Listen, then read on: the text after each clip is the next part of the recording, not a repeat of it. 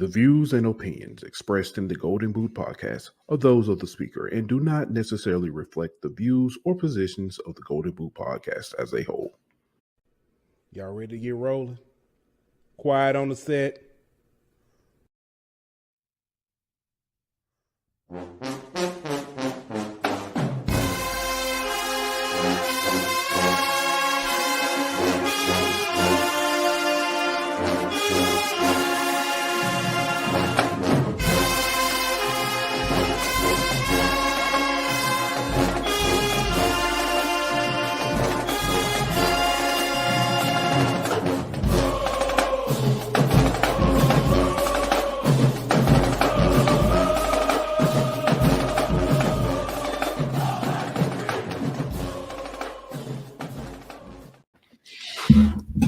Hey, welcome back. Another hot episode. HBCU Hour. It's your boy Pooh Bear. Got my man Ant Petty Murphy in the building. What's good with you, my boy? You on mute? Players got to be more careful. Players mess up too. Players mess up too. You know. Now I'm just watching this game, man. Major turn of events. Major turn. I appreciate it. I got the under. Oh, okay. Appreciate that. What's good, Dave? I ain't seen Dave in a minute. I know he be busy watching on the back end. That's all good. What's good with you though? Man, we got a good one tonight, man. Got the guy, our West Coast connection. Now that I'm older, I would have said something like he out there sea walking, but I ain't gonna say that because I know what that means now. So yeah, my bad. But man, we got the West Coast connection, Mr. Kelly Flicks in the building, man. The guru. That's a long kick. And he made it. Got that much too. He made it. I take that. It's better. I take that 3. That's better than 7 before the half. Yeah. Yeah, but got a good one. Man, listen, I talked a little bit about it before the game. Proud dad moment, man. Proud dad moment. I was at practice tonight, and young Deal was out there playing that cornerback. Was on defense. Actually, it started off on offense. We coaches. Those you don't know, I help coach my son's coach Dylan's 7U team.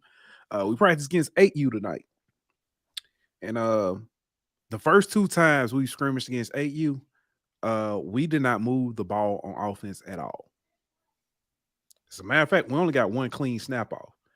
Tonight we was moving the ball. So Okay. Dylan got a reverse and was taking it out to the outside. I said, cut upfield. And he hit a cut so quick and was going upfield. And the only way the DN, the tackle, left his block, left the DN, and the tackle made the DN made the tackle. He was finna house it. He had already beat the corner. He had already shook the corner. And he was taking it to the house, but he got tackled. Then he went out there on defense on cornerback. First play they ran his way. He dove at the guy's feet and missed him.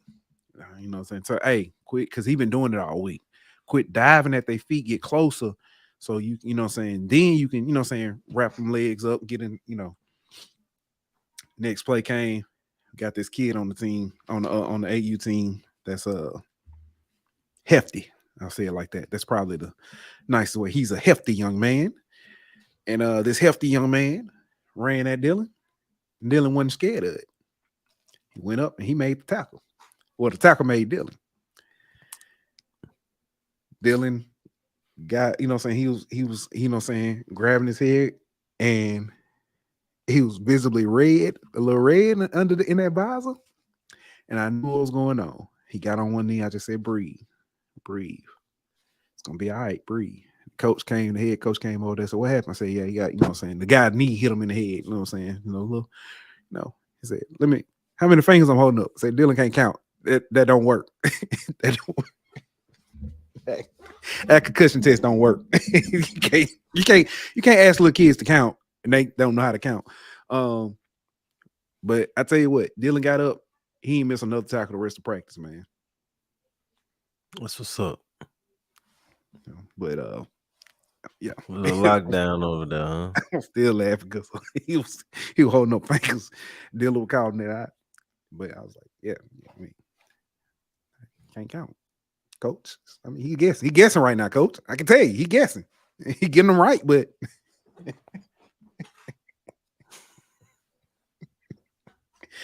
I was trying to tell Dylan mom the story, and all she heard was he got hurt. So I just said, you know what, forget it. I'm gone. Yeah. I'm gone. Got a show to do. What you mean my baby got hurt? All right, gotta go. Dylan was like, but mama, I made the tackle. She said, I don't care about all that. But anyway. Oh man. All right, man. Let's go ahead and get to it. The people tired of my foolishness anyway. I ain't as funny as Coach Maynard. So that guy there. Hilarious. If y'all hadn't seen, I thought about putting it on here and playing it. I should have put it on here. Matter of fact, I'm gonna get it on here. I'm gonna get it while we get ready to introduce our brethren. Get it on here. But yeah, Coach Maynard, we played the clip where we talked to him at SWAT Media Day, and he told us about which spade part, who he'll choose to be his spade partner. I can't. They won't let me do it. Who he choose to be his spade partner. Matter of fact, I know how we can do it. We're gonna play this thing. But let's go ahead and get to our sponsors over at BetOnline. BetOnline.ag. We'll be back in 1 minute. BetOnline.ag is your number one source for all your sports information, stats, news, and scores. Get the latest odds, lines, and player injury reports for this year's NBA and NHL playoffs. BetOnline is always your sports information headquarters. This season, we have you covered for all your sports wagering needs. We have everything from NBA, NFL, MLB, and NHL to golf, tennis, UFC, and boxing. BetOnline is the fastest and easiest way to get your betting info, including live betting options and your favorite casino and card games that you can play right from your home. Head on over to betonline.ag today or use your mobile device to get in on the action. Be sure to use the promo code BLEAV to receive your 50% welcome bonus on your first deposit. BetOnline, where the game starts.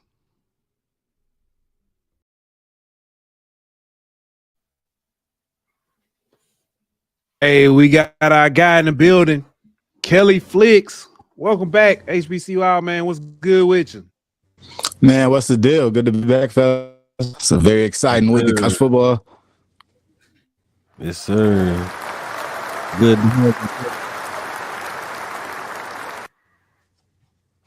Good to have you back, man. Now I'm doing like 30 different things over here. My bad, fellas.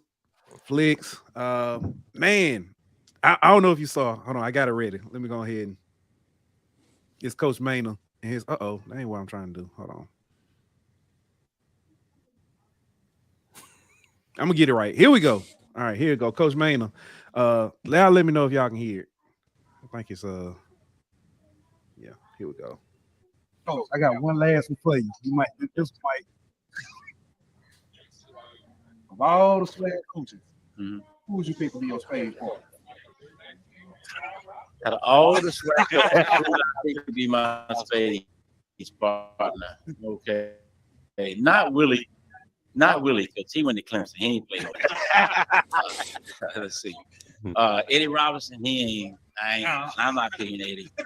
Eddie too quiet. You know, you got to smack down. There you go. Like, I got you. Man, I couldn't pick Eddie. You know what I'm saying? Let me see. You ain't played no spades, man. He be talking about play some gin rummy or something. I don't know. Let me see. Who else? What about Coach Dooley? He's too cute to play spades, huh? He don't play no spades, bro. That's what I'm saying. You know what I'm saying? You can't play spades in the stoop. That's true. That's true. You gotta put your sweatsuit on. You know. So it looked like you ain't gonna. I might have to go with I'm gonna have to go with TC, man. I'm gonna take TC. Okay, you know that's a good one. That's a good one. TC is my spades partner, man. And we're gonna just run the table on everybody. Let me ask you, you gonna run Boston? Of course. Would you expect anything else from Coach Saint? We talked about that. So I'm gonna ask him that question. I said, I bet he say he gonna run Boston. Of course. I ain't gonna give him nothing. Not giving them nothing, huh, Coach? And that's game too. When you run Boston, back-to-back sets of Boston. Yeah. Hey, what's that? That's some dude's hilarious, footage. That's some Yeah, man, that was I ain't from never Swag seen that Media. one. Yeah, that was from Swag Media Oh. Day, man. We got a bunch of Swag Media Oh. Day stuff that we've been trying to get out, man. As you could tell, man, the audio because of the room and stuff and how we had it set up, the audio was kind of off. Man, Yeah. Coach Maynard, hilarious. Funny, man. Hilarious. That dude funny. Yeah. But Nah, Flicks, he's a man, gem, we got you on here, man. We got some games. You get to see an HBCU game out your way this week. Well, it's not HBCU. Yeah, I game. do. I do. You know, I get like one a year. You know what I mean? So this year we got Central at UCLA. That's gonna be a good one. I can't wait to talk about that. We got a quarterback, you know, 4th year guy, 5th year guy going up against a freshman.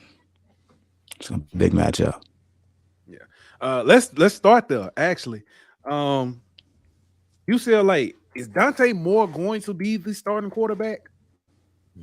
He's a guy. I think he's a guy now. The first 2 games, they were kind of doing a round robin situation. Ethan Garber started at the beginning, also rotated with Dante Moore. And then even Chip Kelly promised to get Colin, I believe, so some reps. So all through the San Diego State game, they kind of did like a round robin thing. But Dante Moore ended up being the guy for the majority of the game. So I think moving forward, this is the Dante Moore era. Throughout the training camp, it was a big battle. UCLA had a very big battle, quarterback battle, went back and forth, and Dante Moore didn't win it, right? But throughout the season and game time, he's shown to be like a gamer out there, very poised. He kind of reminds me a little bit of Jay Daniels, talking about size, stature, and how he plays more as a pocket passer rather than a dual threat guy. So he's an interesting prospect, and he's really young, right? He don't have much film to go off of, Right. but he doesn't make very many mistakes, though. And that's what kind of concerns me in the Central game. I do think Central has a lot of things going for them, right? They run the ball very well, but that's going to go up against a very strong UCLA front 7, right? They got that Latu out there, All-American edge, right? To go with pretty much 4 or 5 other Pac-12 preseason All-Americans. So it's going to be a great game. I think in the first half it'll be close, blow for blow, kind of like a smash mouth type of affair. But I think in the second half, though, if Central can't throw the ball, that's it. I think UCLA might run away with it in the second half if Davius Richard can't get things going through the air against some UCLA DBs that are really unproven at this point, even though they're older guys. I mean, what we saw at Coastal Carolina gives me a little hope out of that Central might can, do some things. And I think that was the game that, in my opinion, Dante Moore won the starting job. I don't know. I thought, after that game, he should have been. But game 2, then they came by and did the whole quarterback rotation thing again, didn't they? Yeah. They did. They still gave the other guys a chance. I think in part of it is Chip Kelly's been coaching a lot of these guys. They've all been behind a guy named DTR for the past 6 years. So I think he wanted to give a real fair chance to everybody and give everybody a shot out there on the field. But I think at the end of the day, Dante Moore stood out the most. And then when you look at him, he's a freshman. Who better to restart your program with than with a freshman that's like a 5-star? Yeah. The kid was highly recruited coming out of Michigan. Kid can play. And that first game, I know they started Ethan, but he threw 2 interceptions, bring Dante in. He throws an interception. But he, like you said, he looks better in the game situations than Ethan does. So I think if you Chip, you kind of got to go ahead and just deal with the ups and downs that comes with starting a freshman quarterback, but you got to push the most talented guy on the field. Yeah, it's going to be a great game. What I will say, I mean, the early betting lines on it's pretty crazy. They got UCLA by 44 points right now, and they got the over-under at 54. So they got it looking like a 44-10 type of thing. Yeah, I'm leaning towards in North Carolina Central plus the 44, plus the 44 and the over. Right. Because one thing I do know. Trey Oliver coach team is not going to come out there and lay down. They're going to put up a fight and they're going to put up points. So I actually, and I think I said it, mentioned it. Was that last night? I think it was last night. This might be more like that South Alabama game that UCLA had last year. Oh, that was tricky. Yeah, It was very tricky. Yeah. So I think it's going to be all on Davius Richards' arm, right? Can he get it done through the air? And he's proven it in years past, but this year up to now we haven't seen it yet. You know, the Winston-Salem and North Carolina A&T, both wins, but he didn't have to do much with arm. I think in this game it's going to all of Davius Richards. We're going to have to see a great performance if they're going to have to go pound for pound with UCLA. Yeah. I have it on good authority from our North Carolina Central insider, Josh Sims Sr. Central not showing much is by design. With the teams they've played thus far, they didn't want to put a lot on tape, and that's why they've looked at how they have looked this year. So that was from him.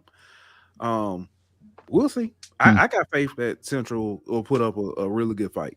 Yeah, go ahead, Ant. Yeah, I think so. I think so too. But I think their game plan is gonna be to make it ugly. You know what I mean? With the new rules, with their running game, they're gonna try to control the time of possession, keep UCLA off the field. But I don't know if you can sustain that over 4 quarters without having some explosive plays mixed in there somewhere.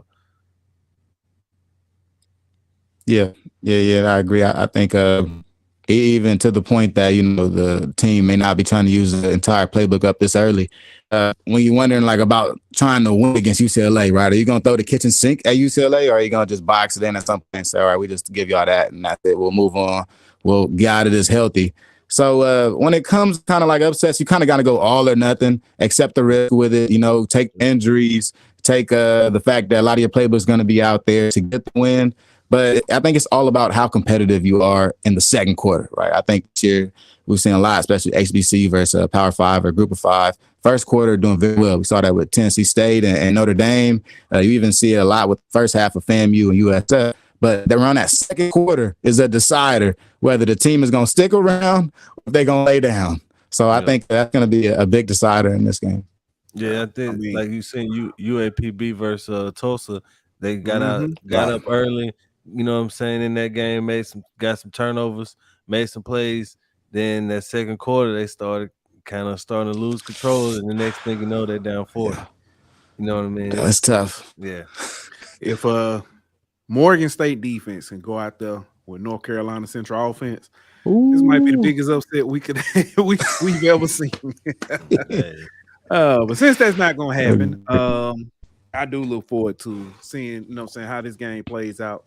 What time is that game? I don't even know. Yeah, that's but I believe it's gonna be 2:00 Pacific. Okay. Yeah, so I'll be there. I'll be reporting on and everything. Keep you up to date with what's going on. Hopefully, we get a big performance out of Davius. This is like a tryout, in my opinion. Yeah. Hey, shout out to the chat. I don't want to forget y'all over there. Our man Renard over at Down South Football Podcast. Shout out to Kelly Dix. He hooked me up with some info earlier. Jay White says SWAT football, good games this weekend. Oh, good game this weekend. Yeah.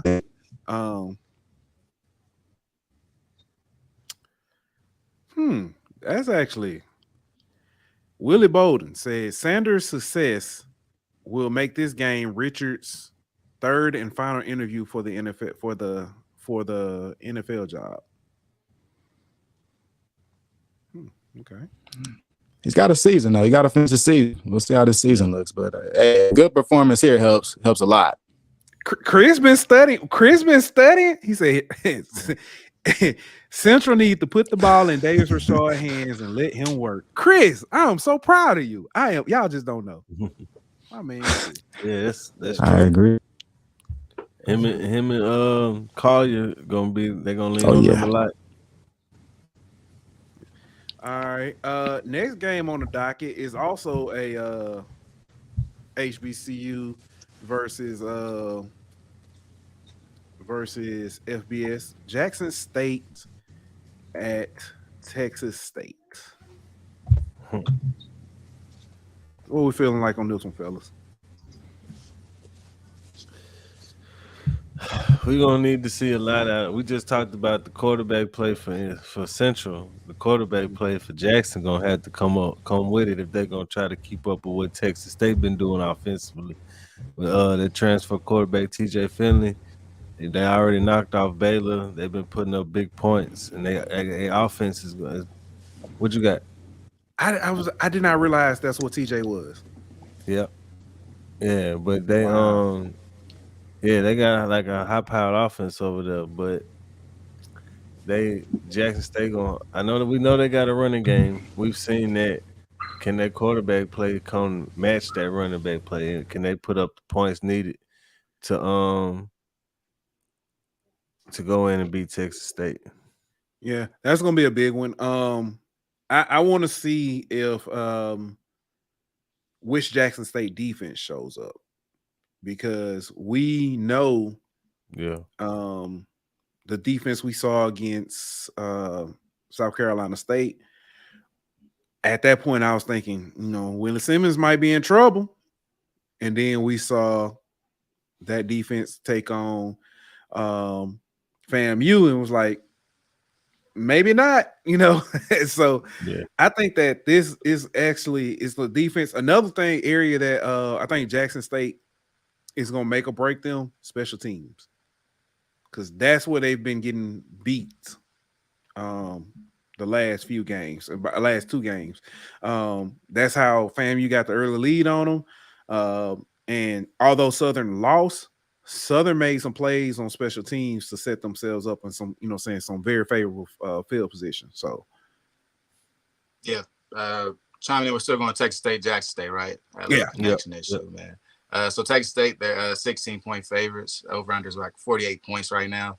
I think 16 points is a little modest, man. I think Texas State might really jump out and get on them. One thing about Texas State, they don't play much defense, but their offense is like really high-powered. They take a lot of shots. It's going to put a lot of pressure on this Jackson State defense very early. So I think we'll figure out what type of game this is after the first 2 or 3 possessions back and forth.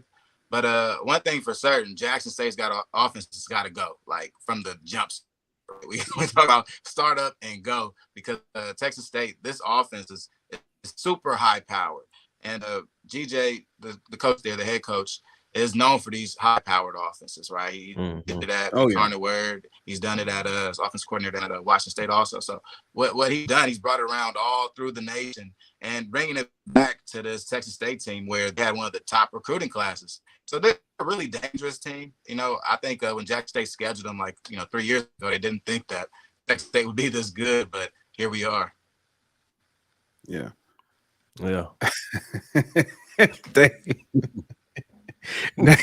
Dave said Kelly Flicks looks like a high school senior. He gonna be 50 and look 27. Hey, I hope. That man said you out here living like for real. drinking baby blood. I like that.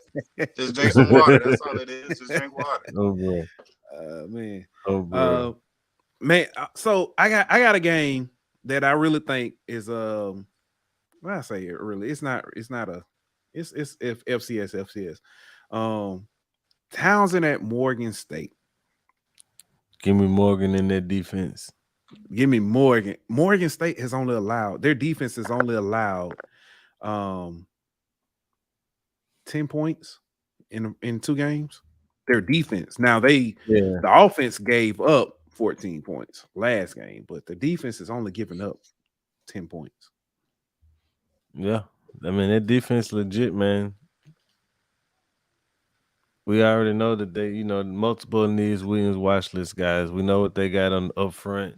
I mean, there's not really not a weakness on their defense, man. I mean, every level's got guys who are potential to be FCS All-American caliber type guys. I mean, it's gonna be hard to score on that defense no matter who you are. We've seen that from FBS opponents. We've seen that from a high-powered Richmond offense. Even if people say they were overranked, but we still know what Richmond is known for offensively.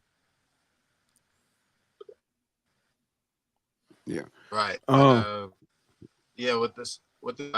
chime in with the Towson. It's gonna be a really good game, right? And some people HBCU nightly were joking about like the rivalry and saying, it's the battle of Baltimore, greater Baltimore now. I think that stuff is funny, but it's also Morgan State is thirsty for another win. Right? They should have beat Akron this past weekend. They lost literally on the last possession of the game with 30 seconds to go. They fumbled it into a touchdown, which led to the loss. So I think this week, Morgan State offensively has a new discipline, right? And they come out looking like a team that's going to take care of the ball. And honestly, we're going to see a better, more effective Morgan offense this week. I think they have something to prove now. Like, they understand that loss was on them, right? The defense did a great job. Jordan Toes catches the interception at the end of the game with 2 minutes to go to seal it, right? So I think that with this Morgan State team, they're going to come out against Towson with a new will to win and honestly something to prove, right? We all think like, oh, maybe just same old Morgan. I know they probably hate that, right? And they're trying to break that stigma. So I think part of breaking that stigma is going out and putting hands on Towson. Yeah. I really do think that and we when we talked with you last time, Flicks, I said that Morgan State was the second best team in the MEAC. Or I believe that they'll finish second in the MEAC. I really do think that now, even after seeing how impressive Howard has looked, I think Morgan State might be Central's biggest challenge outside of the UCLA game. They might be their biggest challenge on the season. I mean, I could see that part of what I like about Howard and Howard's team is their offense, right? I think that's what really makes teams top 25 type team. Gives you a chance to make a push in a playoff. If Morgan State can at least show me a decent offense, an offense that's going to control the ball, because they have great running backs, right? They have a stable of running back there. If they can just hold on to the ball, throw when they have to, look more like a Virginia Union style offense where you just sit behind your blockers and let's just do this thing. Right now, I think the Morgan State offense takes too many chances and too many risks with such a good defense, right? And it puts their defense in bad situations at times because they're almost relying on like surprise plays or big plays to set off this offense, where in all honesty, you don't have that many explosive players. I think the Morgan State has to be a little honest with how their offense is. You don't have very many explosive players. Play to your strengths, right? If that's holding on to the rock, milking the clock, winning time possession, game to game, then okay, let's do that. But I think offensively, like BT Sherman's a great offensive coordinator, and I think he'll get to this. But if their offense doesn't improve, it's like, well, what is it for, right? Our defense is going to be out here. They got to score all the points, and it's kind of going to resemble Alabama State last year, right? Closer to a 6-5 team, just because the offense fails to honestly hold on to the rock. Yeah, I can agree with that. This next game is D2, D1, and it's probably the D2 giant. I mean, the D1 giant slayer or the SWAC giant slayer. Miles versus UAPB. I think we got another one on our hands, fellas. I think we do, man. I think we might, bro. I want to have faith in UAPB because one, Coach Hampton, the energy he exudes. That's gonna be another exclusive that's gonna drop soon. Coach Hampton and the energy he exudes. The way that team looked against Tulsa, I expected a better showing coming out against Tennessee State, honestly. Yeah. Left a lot to be desired. They went down 0-17. Yeah, it felt like they got themselves worked up and you know what I'm saying, to play against Tulsa, but not the same to go against Tennessee State. All I know is they better be up for Miles, because we seen what Miles will do if you go in there, sleeping on them. Yeah. I was thinking about this because I asked the question Monday about coaching and stuff. It might not be the coaching that I'm thinking about. And I was going to say maybe it's the defense, but it ain't that, because Tuskegee and Fort Valley State had it was a back and forth battle. I don't know what it is about the SIAC. It's that I mean, maybe it's what we There's talked no- about. You know what I'm saying? There's That no talent gap difference ain't. Hey, bingo. Ain't no That talent difference gap- in the players, bro. Yeah. Yeah, no, talent gap is shrinking smaller and smaller. And what I will say, what the biggest difference has been throughout the years is really the coaching staff size. Like your average Yeah. SIAC coaching staff is like 5 coaches. Like literally, you know what I mean? Maybe like what was one of my homies told me that last year one of SIAC schools only had like 1 full-time assistant. Right? He was like breaking the salary down like that. You know, just to get coaches on staff with them. So the main difference is, you know, having the coaches be able to install new plays to all your players, you know what I mean, effectively, and install big amounts of plays week to week in order to install new game plans to win games. That's the biggest difference. So we kind of see in the SIAC playoffs. But in these one-off games, I think that some of the SWAC teams take the SIAC teams a little lightly. That's what I honestly think it is. And I think that some of the SWAC schools feel like they can come out and be vanilla and they'll just work because they're out-talent their opponent. When in fact, you know, everything ain't so clean for them, right? Their offense isn't all together, right? I saw that with Bama State. So this week, right, you got this UAPB team, man. I mean, they're 3.5 favorites right now. So I'll take Miles. I'll take Miles in the ball control game. I think that UAPB has to show that they can score the ball. Right, they had a hard time getting the ball in the end zone last game. They kind of like rushed it at the end, and I ain't gonna lie, right? Alonzo Hampton, he's a good motivator, so maybe he motivated those guys in the fourth quarter, third quarter, and got them going. But if you aren't motivated to whoop on this Division II team this weekend, they're gonna get you. That's what I think Miles will do. Yep. I hate to see it, but I mean, the SWAC might have 2 more losses to Division II schools after this weekend, man. Yeah. Not 2 more. God. Yeah. Let's talk about the other one. Mississippi Valley versus Delta State. I'll tell you this. I'm very high on what Coach Wade is doing and building at Valley. But I think his help is in there yet. I think it's I think his help is in this recruiting class he's putting together right now. Yeah. Well, he comes from Delta State, so he knows who and what Delta State are, and he knows what to expect. And I mean, he knows the tradition of Delta State, man. They ain't no slouch D2 program, bro. They got history, they got tradition, and they favored by flicks 22 points, something like that.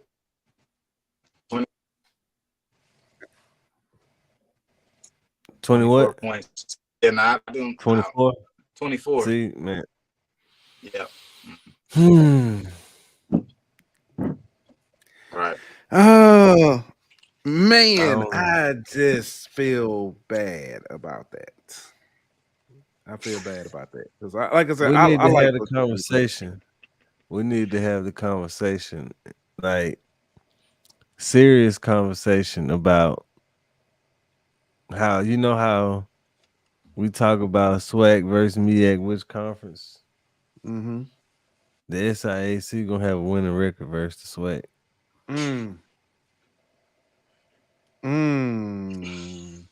Shame on them. No way they let that happen. Shout out to D2. Am I lying? Am I wrong? Shout out to D2 HBCU because he been preaching this. It's 2-2 right now, and y'all. Is it 2-2? I thought it was more than that. I thought it's been more than that. I'm just saying, just the SIAC. Okay. Well, let's see. Central State, Miles, Alabama A&M beat Lane, and then Savannah State and Bethune-Cookman. Oh, Bethune beat Yeah. Well, so if y'all saying Miles gonna win this weekend, that's a winning record. That's 3-2. Nah, that is this. I mean, this would be another bad loss for Mississippi Valley. Like if you're Coach Kendrick Wade and you're trying to increase or improve the Mississippi Valley brand, I mean, you're working against yourself right now, right? You had 2 gimme games at the beginning of the season, 2 Division II matchups. It doesn't get any easier than these 2 games. This is it, right? If you had winnable games, this is it. So looking forward into Mississippi Valley season, I'm worried. I'm honest. Like, I'm worried about how they're gonna look. Like we could be looking at an offer. I'm gonna be real. We could be looking at an offer. When you look at a team that can't get things going early and they're going to try to figure out things in the middle of the season against a very tough divisional schedule, right? We haven't touched the Jackson States or FAMU, right? We haven't even touched the Alabama A&M yet. So when you look at this Mississippi Valley team, I thought these were the games where Kendrick Wade shows this is how I coach, this is my style. Like, I don't think Mississippi Valley even has found their style offensively or defensively, right? I don't know their new identity. And it used to be, you know, we're this blue collar team that's going to play against you for 4 quarters and play good defense, right? No matter the size, no matter the team. But this new offense, I think because we have the rotation at quarterback, right? We start with Dino, and then sometimes we throw Jamari Jones in there, and then sometimes we throw the freshman in there. I think we don't see a true identity from their offense. And if they can't find their identity against this Delta State team, man, it could get ugly fast. Yeah. What up, Jay White? Jay White says A&M still plays Tuskegee. I forgot. They do play Tuskegee.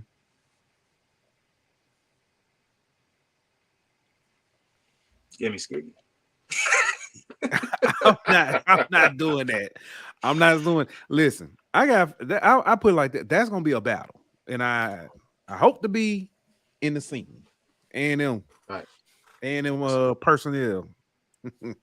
I'll let your boy, you know, man. I submitted my papers.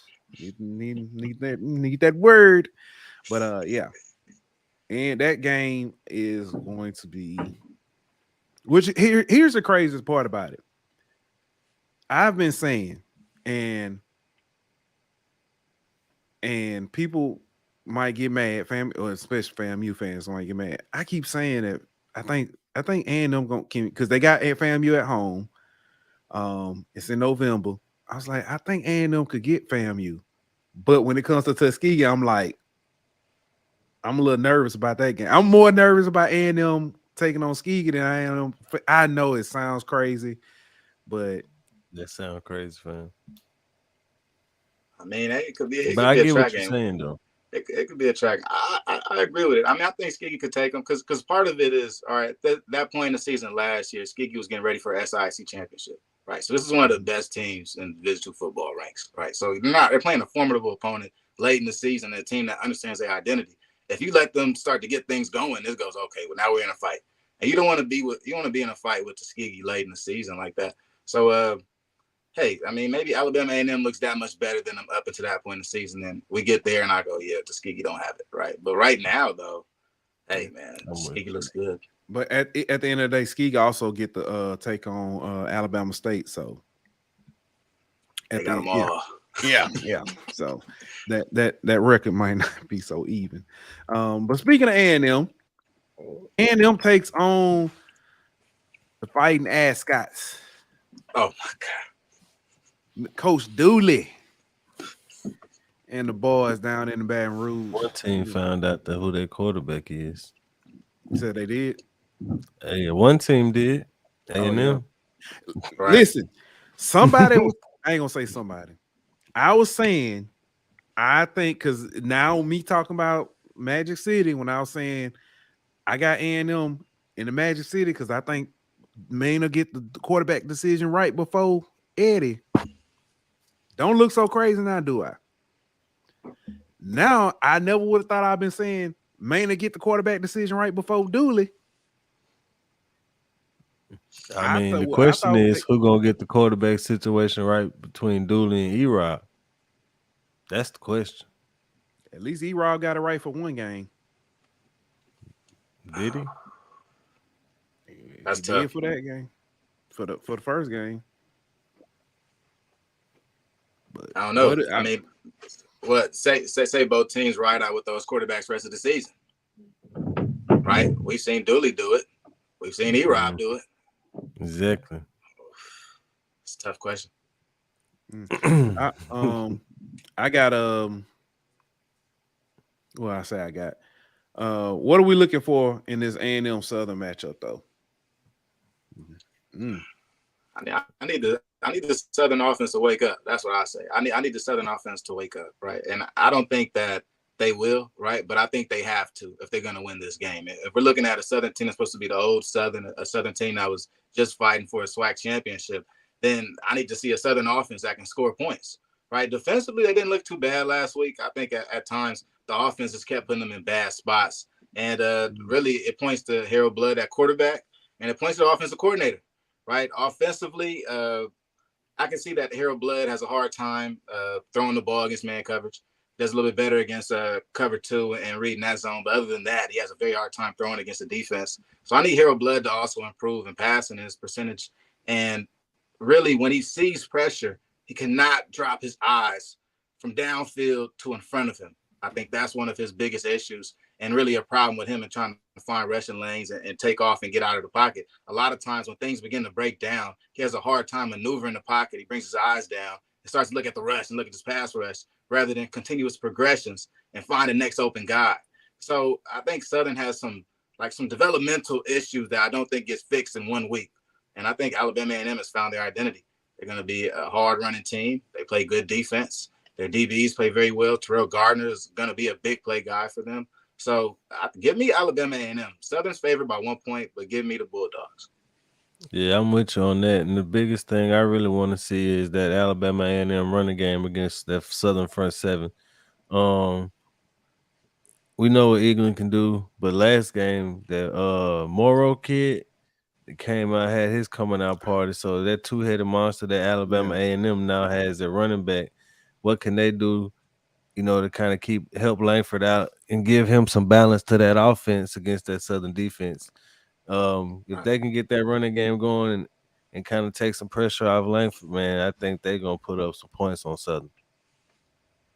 Something else I want to point out, Langford was I forget, what was it, like 16 or 19, 15 or 18, something like that against Lane. Dude, that kind of, it was like that 2 touchdowns or maybe 3, and like 180 some yards. It looks dink and dunk, but when you that consistent, it's hard to, stop you, because you gotta say, hey, you can throw it, you can run it, and I know you said, Eaglin and Morrow, but the third back came in. I ain't gonna even try to pronounce his last name, but he came in and was making moves too. So it's gonna be very interesting.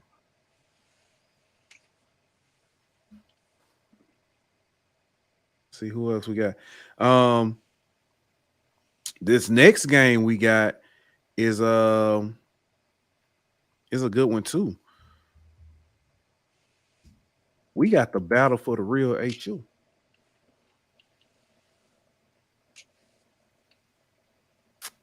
Or is it HU versus HI? I don't know. Maybe I'm being but we got Hampton versus Howard, man. Yeah, I don't know how this game gonna go, bro. I think Howard should win it. Mm-hmm. But I don't know, man. I saw what Hampton did to Grambling, and I ain't taking them lightly. Yeah, you can't take them lightly, but then you look at how they came out and played against Norfolk State, and it's like, that's true. That's very true. Who is going to show up? And I told you why couldn't that Hampton team play the week prior? Right. That's my biggest question. But I mean, that ain't the same team that Grambling played. So if the team that Grambling played shows up for Howard, they could give them a game. But I think Howard should win this one. Yeah, give me Howard too. Howard's favored by 10.5 to win this one, but Howard's defense is so much better than Grambling's defense. That's a major difference. That's guys true. like That's true. Got guys like Broken Burr up front, Kenny Gallup on the back end. They're really loaded all in between there. So I'm expecting Howard to come out and really be riding a high after like beating Morehouse by 90 points, right? Come out against another rival and really get back to doing what you've been doing. We saw guys like Casey Hawthorne absolutely control the game. I think it's important to get your impact players going early in the season, get them in the rhythm. So when you go against these bigger teams and better teams like Hampton, you got some guys, some go-to guys that they're already proven this season. So give me Howard. I think Howard might blow this one open. One thing about Chris Zealous is that he's been a decent quarterback, but he turns the ball over. And you can't turn the ball over that often against this Howard defense, or the Howard offense is going to make you pay. Yeah, that's true. It's funny to say, you know, when you say Howard's defense is better than Grambling, I did not think we'll be saying that at the beginning of this year. But that's where we are. Grambling played LSU last week, and there's a lot for them to hang their hats on to take away from this. But the defense was not one of them. The defense allowed allowed points on every drive except for the final drive, basically, with the third string in. not just points; they allowed a touchdown. Oh yeah, touchdown every drive. This week they got Florida Memorial. They got Florida Memorial. This should be a game where they can at least kind of fine tune some things themselves and get back on them. Say that again. Said me and Kelly was just talking about this. I think they might do to Florida Memorial what LSU did to them. Yeah. Why not? I wasn't gonna say that out loud. Look, man, when you look at Grambling's front seven, you got the 6'8" Javon Carter at nose tackle. You got 6'6" Sunday Anderson at DN. And you're gonna look at that Florida Memorial offensive line. They're gonna be 5'10" and 6 foot. It's gonna be a sight to see. But I think Grambling goes ahead and they drop 90 points on them, man. I go ahead, I'll say that because I think this Grambling team right here needs to really get in the rhythm. Right, offensively they're in rhythm, but defensively they're gonna be hungry. Right, this is one of them games. It's a stat filler game. You go out there, you go, we're better than Florida Memorial. We're gonna show them. So I think in order for this Grambling team to get right with the SWAC West and continue their upward trend, that goes with putting 70 points on Florida Memorial. Yeah, I'm with you on that one, man. And it's one of them games where you like to see a pick six, you like to see a scoop and score. You know what I'm saying? Right. See that defense force some turnovers, start playing with some confidence, get that swagger back to them, start seeing that pass rush come alive. This is one of them get right games for the defense, and for the offense. This is another one of them, like you say, stat padding games. Miles Crowley run his numbers up, get the running backs, everybody getting 60, 70 yards rushing, 100 yards rushing. This that type of game. Yeah. You know, I'm not always a fan of putting NAIA games on the schedule, but if it's on there, it's on there. You know, and as a football player or as a coach, it's like we play who's on our schedule, right? And if Florida Memorial is after LSU, it is what it is. But we gotta take out our frustrations. You know what I mean? That's right. Y'all gonna get it, and you're gonna prepare for them just like you would prepare for anybody else on your schedule, and you're gonna run the same stuff you would if anybody else on the schedule. Somebody got to get beat, man. That's just how the game goes. Right, a good tune-up game before SWAC play for sure. Definitely, definitely, and they could use it for their defense for sure. Yeah. I don't know what's up with your boy Cameron, but yeah, I'm trying to fix it, man. I'm got messed up over here, but we're gonna get it. Next game though, North Carolina A&T versus Elon. Oh yeah, versus their rival.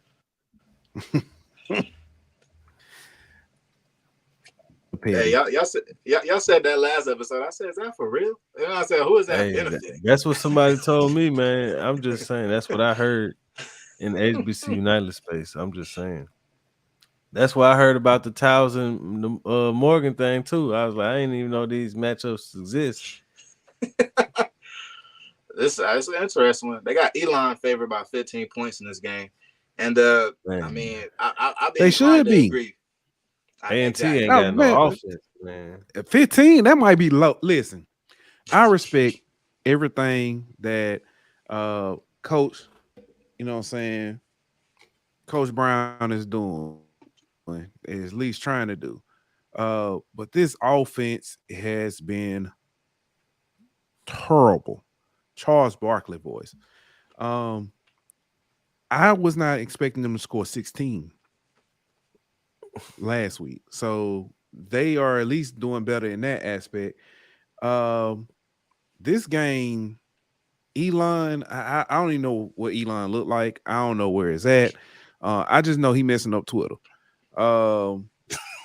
This game is really just, I don't know.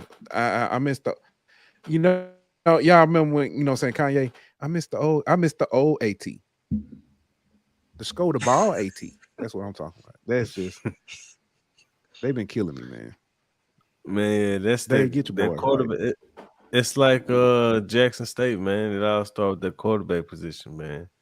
You know what I mean? Like, you bringing all these new guys in, all these new transfer guys in on offense, and they're only going to be as good as the cohesion and the chemistry of the offense can be, and that starts with the quarterback position. Now, I don't think A&T's figured out their quarterback situation yet, and if they have, they need to go back to the drawing board and bring back some competition, because 18 passing yards or whatever it was in game one, the offense looked anemic last week.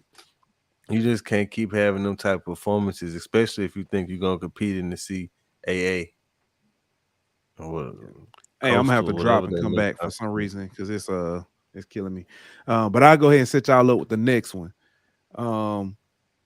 We got McNeese at Alcorn. I don't know what Alcorn is, man. I just laid a turd on y'all. I apologize. I don't know what a terrible game. I don't know what Alcorn is, bro. I mean, I figured Jarvin Howard would be, featured more in that offense by now. I thought Tyler Macon would show me more. All we heard all offseason was about Elite 11 quarterback coming in. You're gonna see the ball being thrown downfield. You're gonna see, and like you mentioned before the show, we've seen flashes of his legs, and we've seen flashes of him being a playmaker, but we haven't really seen flashes of the arm talent. We haven't seen him throw the ball downfield much. We've seen a lot of short intermediate stuff, but I'm looking for him to take that next step in the passing game and start showcasing that arm talent that we've seen in the Elite 11 workouts and some of the other things. I don't really know what to take from McNeese. I mean, they lost the first week against Towson State, and then they got blew out by Florida. I don't really know what they are at this point of the season, but I can say the same thing for Alcorn right now. I don't know what Alcorn is right now either. So I have no idea who's going to win that game. It's on the reservation. So I'll say that Alcorn probably the favorite. I'm assuming. I mean, in my mind, so give me Alcorn. Yeah, so I mean it's pretty much even. They got 1 point in favor of McNeese right now. But well, like you're saying with this Alcorn team, I think the difference between this Alcorn team, I think this Alcorn team is much more talented than McNeese. But I think when you talk about how well they've been executing or even schematically offensively, what they look like, they have been playing up to it. And a couple things like kind of have me worried. And it's not necessarily Tyler Macon's play, because I kind of want to see him out there more, right? And I want to see more attempts. I want to see him out there playing more. And part of that is he had an ankle injury the past game, right? And he wasn't able to finish the game. Yeah. So I'm thinking that maybe because this is a non-conference game, maybe he sits, right? We saw Aaron Allen for the second half of last game against Stephen F. Austin. So I think the offense is dramatically different with Aaron Allen at quarterback and with Tyler Macon at quarterback. And the difference is that the quarterback can keep the ball and actually run and shows a threat on the ground, and that's Tyler Macon. Aaron Allen doesn't necessarily do that. When he pulls on RPOs, he pulls to pass rather than to run. That makes a schematically just a different offense, right? So it's going to be a little bit different this game. I think maybe Aaron Allen goes out there and starts for Alcorn.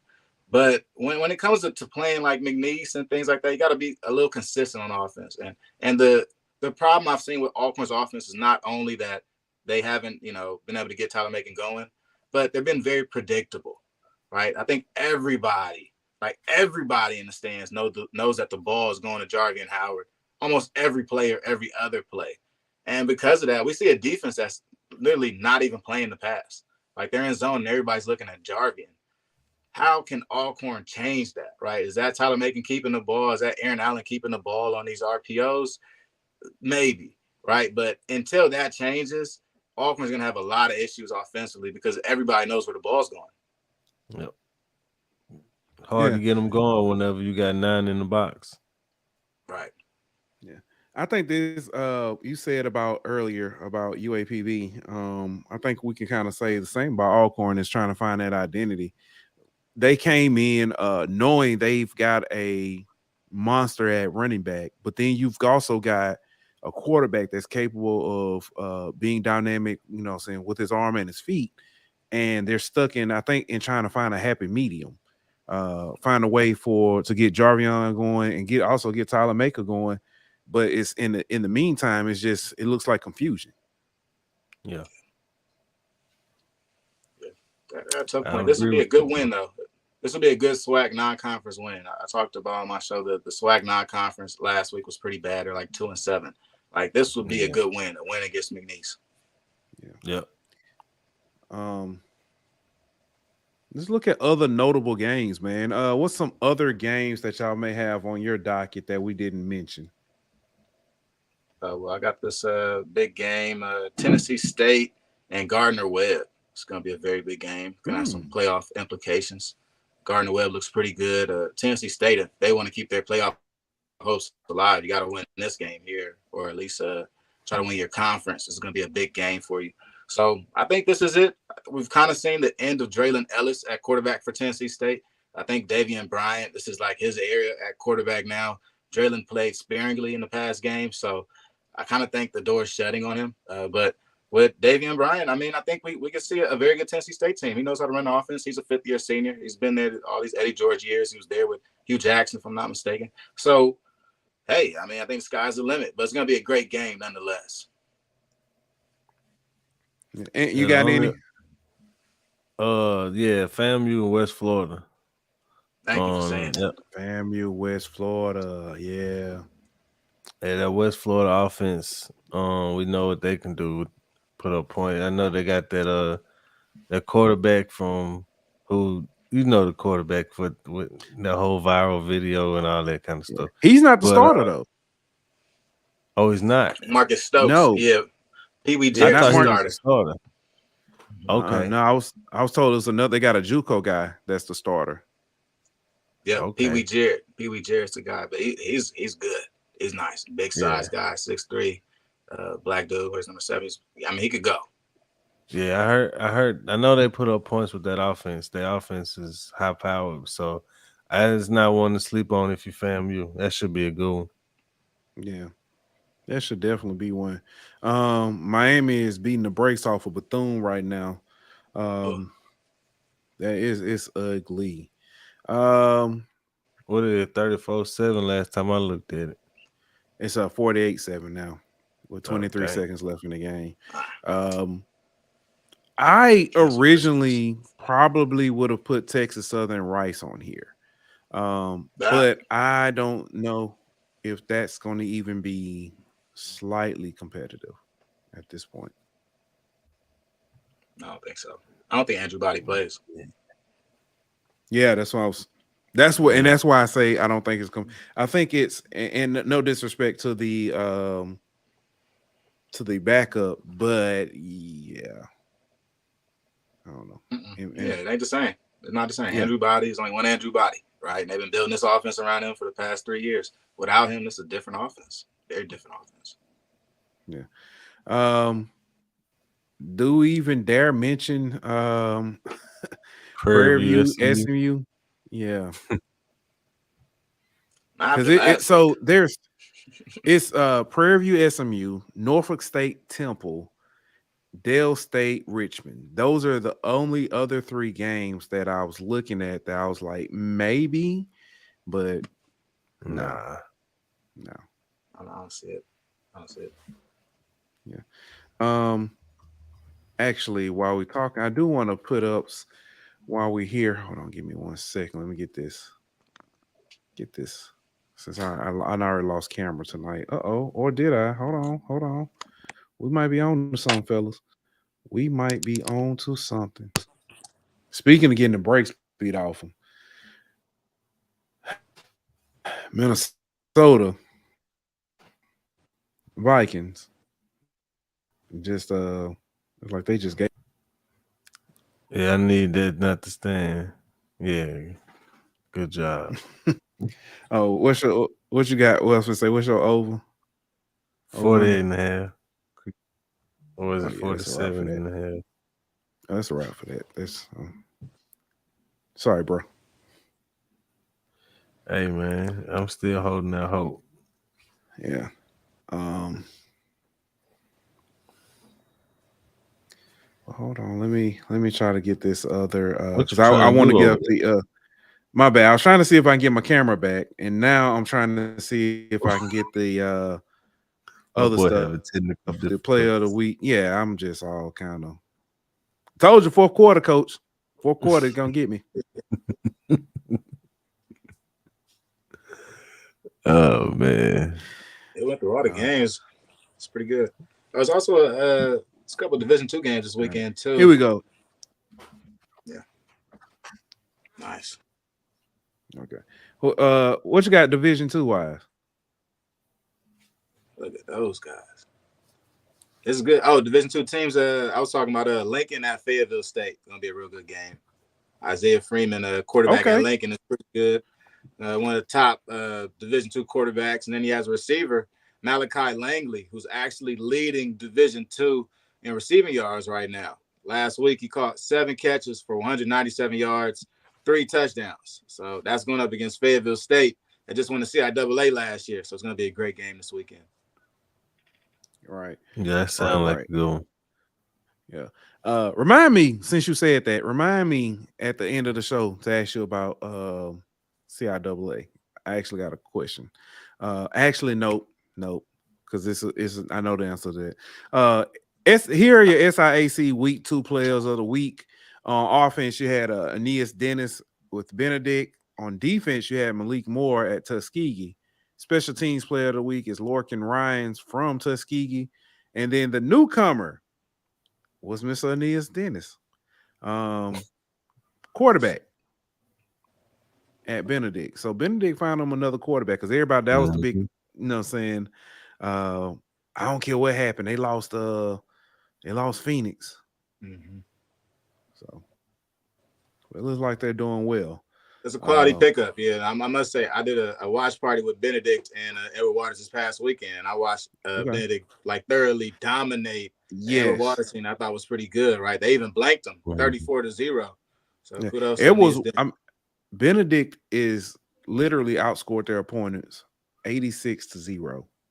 Come on, yeah, they like that. For the MEAC schedule, as far as television and all, you got Norfolk State at Temple on ESPN Plus, Dale State at Richmond on Flow Football. Hampton Howard will be on ESPN Plus. I'm happy about that. I think they recently added that because that wasn't originally on the TV schedule. Central at UCLA will be on the Pac-12 network while they still have it. And Towson will be at Morgan State on ESPN Plus. Let's look at the SWAC. SWAC, of course, tonight you've got Bethune-Cookman and Miami playing on the ACC network. That game is over now. Look, time-wise, here we go. Florida Memorial at Grambling will be on ESPN Plus. Miles at Pine Bluff will be at least not televised, but that's at 4 p.m. At 5, West Florida at Florida A&M on HBCU Go. At 6, Mississippi Valley State at Dell State. At 6 as well, you've got Texas Southern at Rice on ESPN Plus. Also at 6, you've got A&M at Southern on ESPN Plus. Also at 6, you got Prairie View at SMU on ESPN Plus. You got the McNeese at Alcorn. Game is not televised or currently not scheduled to be televised. And then at 7:30, Jackson State at Texas State on ESPN Plus. Dang, that's the nightcap. Jackson State, Texas State. Yeah, that's a good nightcap. Yeah. Oh wait, yeah. It's one of. Good one. Get back to my notes so we can see here. As we get ready to wrap up, man, What else y'all got, man? Any other games or anything else you're looking forward to this weekend? Or what's the biggest matchup you're looking forward to this weekend? I guess that's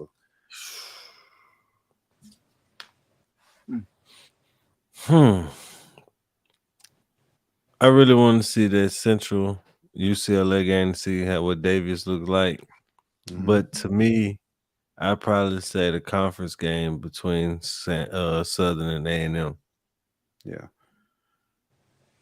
Agreed. Yeah, give me that. Give me the A&M and Southern game. I think that'll tell us a lot about both these teams. It's gonna be the first conference game for these teams too. Yeah. Even though Southern done played 2 other conference opponents already. Right. Wow. Hey, they finessing. Now they finessing either. Banks know what he's doing out there. Yeah. Oh yeah, for sure. I'm just to be different. I want to see the battle of the real HU. That Hampton Howard game. I want to see if week 1 Hampton show up. This will be a really good game.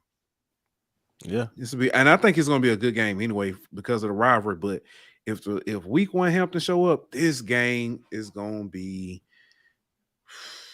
crazy, for lack of better words.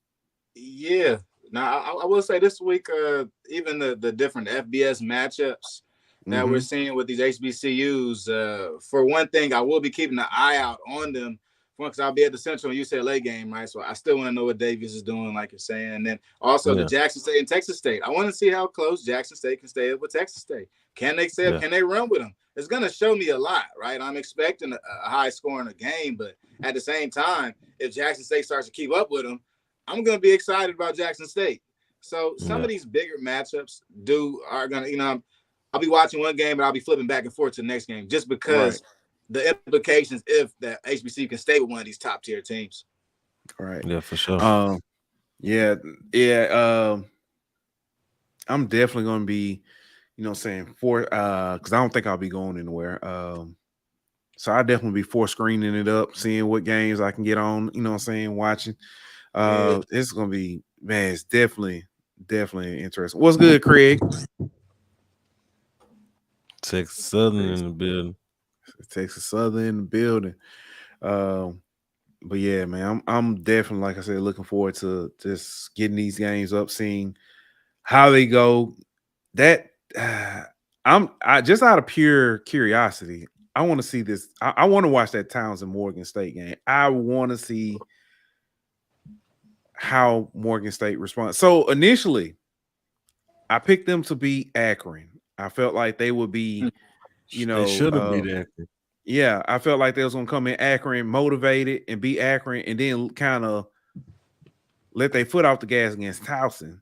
Now I think that Towson's finna get the business, big time.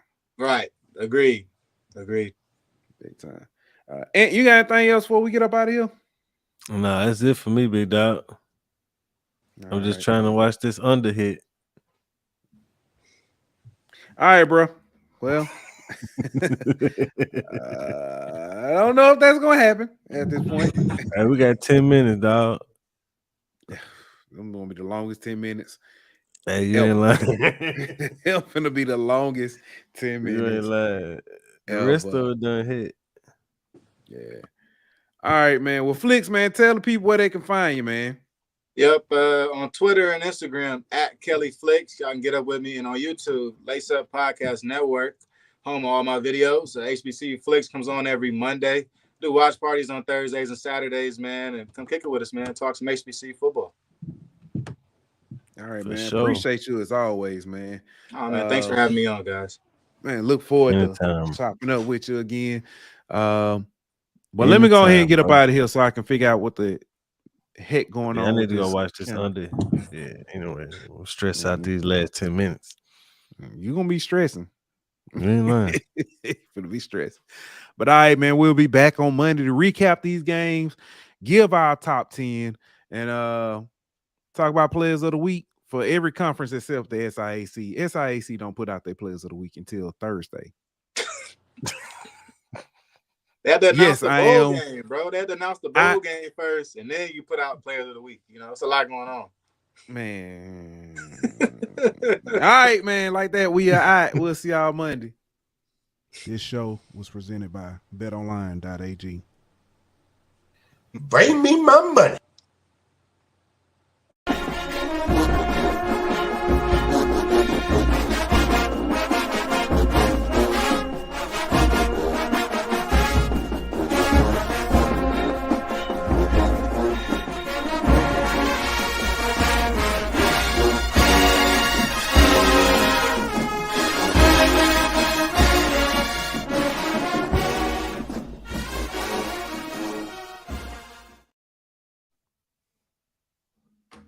Oh man, why it ain't Lord?